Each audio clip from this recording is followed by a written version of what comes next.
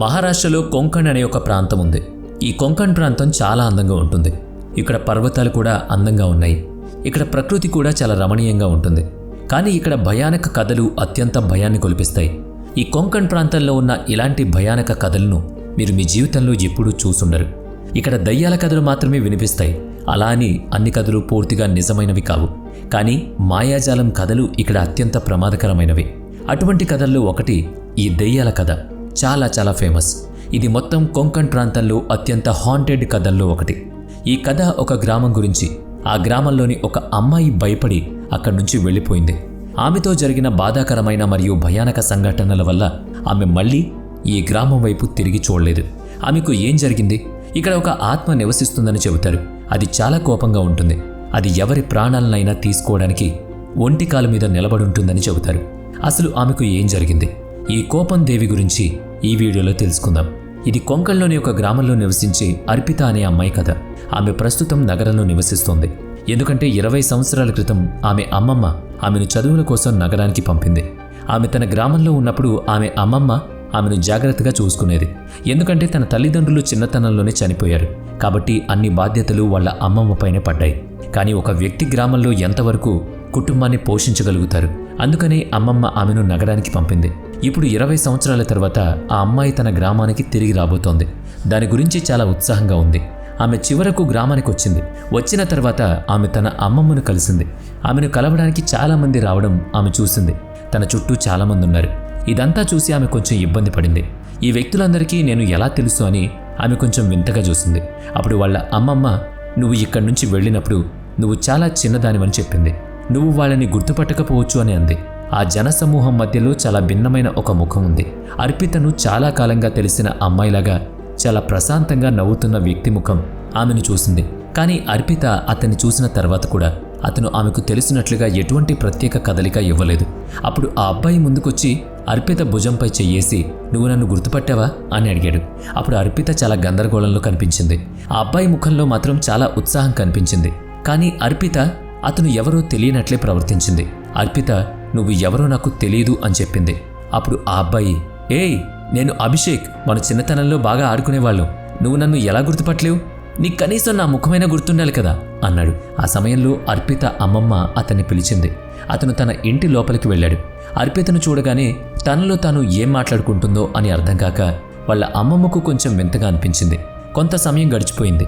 అర్పిత కూడా హాయిగా ఫ్రెష్ అయింది. ఆమె బట్టలు మార్చుకుంది. కానీ ఆమె ఒక నగరంలో ఉన్న అమ్మాయి కావడంతో తను సిగరెట్ తాగాలని తహతహలాడుతోంది. అయితే నేను ఇంటి దగ్గర తాగలేను, నేను ఎక్కడికైనా వెళ్ళి దూరంగా సిగరెట్ కాల్చాలి అంది. తన ఇంటి బయటకు రాగానే అదే అబ్బాయి తన ముందు కూర్చోవడం చూసింది. ఈసారి అర్పిత ఆ అబ్బాయిని చూసిన తర్వాత అతని దగ్గరకు వెళ్ళింది. ఇప్పుడు ఆమె అభిషేక్తో అతన్ని గుర్తుపట్టానని చెప్పింది. ఎందుకంటే బహుశా ఆమె అతని నుంచి కొంత ప్రయోజనం పొందాలనుకుంటోంది. తను వెంటనే అభిషేక్ని ఇలా అడిగింది, నేను వెళ్ళిన చోటుకు ఎవరూ రాకూడదు, చుట్టుపక్కల ఎవ్వరూ ఉండకూడదు, అలాంటి ప్లేస్కి నన్ను తీసుకువెళ్ళు అని అడిగింది. దాంతో అభిషేక్ చాలా ఉత్సాహంగా సరే అన్నాడు. అర్పిత అక్కడ సిగరెట్ కాల్చింది. దీంతో అతను అర్పితను, నువ్వు ఈ పని చేయడానికి వచ్చావా అని అడిగాడు. అర్పిత ఏమీ అనలేదు. ఆమె ఆ మాటలు అసలు పట్టించుకోలేదు. చాలా నిశ్శబ్దంగా ఉంది. ఇద్దరు కొంతసేపు అక్కడే ఉన్నారు. ఇక అర్పిత సిగరెట్ అయిపోయింది. అప్పుడు అభిషేక్, చూడు, సూర్యుడు అస్తమించబోతున్నాడు, రాత్రి అవుతుంది. నేను రాత్రి ఇక్కడ ఉండలేను. పగటిపూటే ప్రజలు ఇక్కడికి రారు. నేను రాత్రి ఇక్కడ ఎలా ఉండగలను? ఒక పంచి, నువ్వు సిగరెట్ తాగాలనుకుంటే నువ్వు ఇక్కడే ఉండు, కానీ నేను మాత్రం వెళ్ళిపోతున్నానని చెప్పి అభిషేక్ అక్కడి నుంచి వెళ్ళిపోయాడు. అర్పిత సిగరెట్ కాల్చేసింది. ఆమె తన సిగరెట్లన్నీ పూర్తి చేసి ఇక ఇంటికి వెళదామని బయలుదేరింది. కానీ అప్పటికే సూర్యుడు పూర్తిగా అస్తమించాడు. రాత్రి అయింది. ఆమె చుట్టూ ఎవరో సిగరెట్ తాగుతున్నట్టు అనిపించింది. నా సమీపంలో ఎవరో ఉన్నారని నాకు ఖచ్చితంగా తెలుసు. నేను అతని కోసం వెతుకుతూ ఉంటాను. ఎందుకంటే అభిషేక్ అక్కడ ఎవరూ లేరని చెప్పాడు కదా. కానీ ఖచ్చితంగా ఇక్కడ ఎవరో ఉన్నారని, అది కూడా సిగరెట్ తాగుతూ ఉన్నారనుకుంది. చుట్టూ వెతకడం మొదలుపెట్టింది.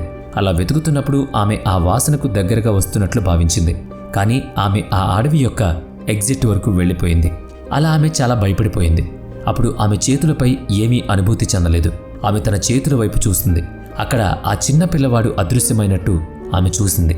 ఆ తర్వాత నడుస్తున్న అభిషేక్, మీ చేతిలో ఉన్న పిల్లవాడు నేనే, ఇక్కడ జారిపడి చనిపోయిన అదే పిల్లవాడిని అని అన్నాడు.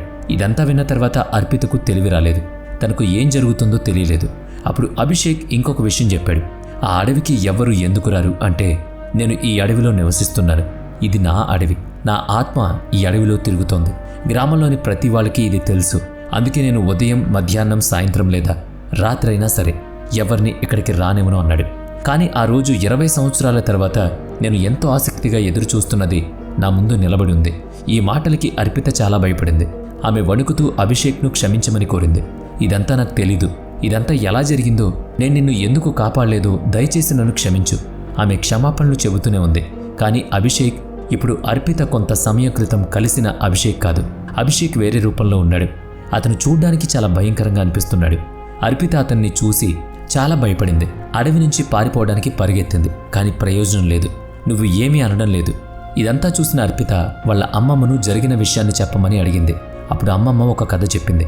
చిన్నప్పుడు ఒకసారి నువ్వు ఎంతసేపటికి కనిపించినప్పుడు నేను నిన్ను వెతుకుతూ ఆ అడవికొచ్చాను. అభిషేక్ మరియు నువ్వు కింద పడి ఉండడం చూశాను. మీ ఇద్దరి తలలో నుంచి రక్తం కారుతోంది. అప్పుడు నేను కోరుకుంటే ఇద్దరిని రక్షించగలను. కానీ ఆ సమయంలో నేను నిన్ను మాత్రమే ఎంచుకున్నాను. ఎందుకంటే నేను ఇద్దరిని రక్షించుంటే అప్పుడు అన్ని నిందలు మీపైకే వచ్చేవనిపించింది. అప్పుడు నేను త్వరగా నిన్ను ఎత్తుకుని అక్కడి నుంచి తీసుకువెళ్ళి ఆసుపత్రిలో చేర్చాను. నువ్వు కొంచెం కోలుకోవడం ప్రారంభించినప్పుడు ఆ రాత్రి నేను ఆ అడవికి తిరిగి వచ్చాను. అక్కడికి వచ్చిన తర్వాత నేను అభిషేక్ను అక్కడ సగం చనిపోయిన స్థితిలో చూశాను. కొన్ని రోజుల తర్వాత గ్రామంలో కొంత గందరగోళం ఏర్పడింది. అది నాకు తెలిసింది. అభిషేక్ను ప్రతి చోట వెతుకుతున్నారు. ఈ నింద నిజంగా నీపైనే పడుతుందని నాకు అనిపించింది. నిజానికి అతని మరణానికి మరెవరూ కారణం కాదు. మనమిద్దరం మాత్రమే బాధ్యులం. కాబట్టి ఏదైనా జరగకముందే నేను నిన్ను వీలైనంత త్వరగా అక్కడి నుంచి పంపించేయాలనుకున్నాను. అందుకే నిన్ను పంపించేశాను. కానీ నువ్వు 20 సంవత్సరాల తర్వాత ఈ ఊరికి వచ్చినప్పుడు నీ ముఖం రంగు చూసినప్పుడు నువ్వు అభిషేక్ని చూసావని నాకు అర్థమైంది. ఎందుకంటే అతను నీకు మాత్రమే కాదు, నాకు కూడా కనిపిస్తాడు. మిగతా ఎవ్వరికీ కనిపించడు. అతను ప్రతి రాత్రి నా దగ్గరికి వస్తాడు. నన్ను భయపెడుతూ ఉంటాడు. నేను ప్రతి రాత్రి భయపడుతున్నాను. నిజానికి నేను నిద్రపోవడానికి కూడా భయపడతాను. కానీ ఈరోజు అది నీ వంతైంది. అందుకే ఇక్కడ ఏం జరిగినా కూడా మనకి మాత్రమే కనిపిస్తుందని చెప్పి ఆ అమ్మమ్మ, మనవరాళ్ళిద్దరూ కథ చెప్పుకున్నారు. అది నిజంగా జరిగిందని కొందరు, జరగలేదని మరికొందరు చెబుతూ ఉంటారు. కానీ ఒకవేళ అలాంటిది నిజంగా జరిగితే మాత్రం ప్రాణాలు గాల్లో కలిసిపోవడం ఖాయం కదా.